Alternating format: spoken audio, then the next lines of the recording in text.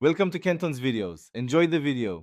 In this video, I will show you how to make a delicious and easy Momo sauce. We'll start by gathering our key ingredients. You'll need about 3 to 4 ripe tomatoes, 5 to 6 dried red chilies, 4 to 5 garlic cloves, and a 1-inch piece of fresh ginger.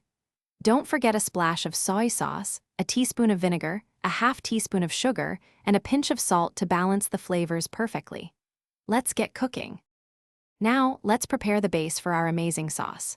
First, boil your tomatoes and red chilies in water for about 5 to 7 minutes until they are soft.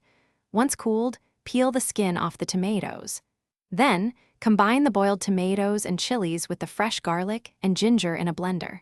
Process until you achieve a perfectly smooth, vibrant paste.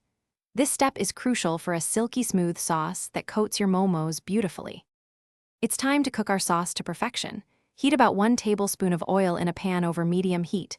Carefully pour in your blended tomato and chili paste.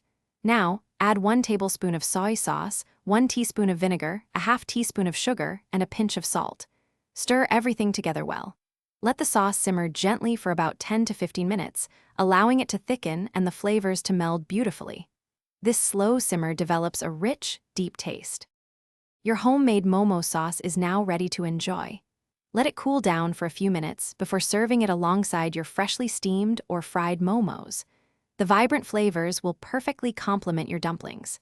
If you have any sauce left, simply transfer it to an airtight container and store it in the refrigerator for up to 5 days. This delicious sauce isn't just for momos. Try it with spring rolls or noodles for an extra kick. Thanks for watching. Consider subscribing if we helped you.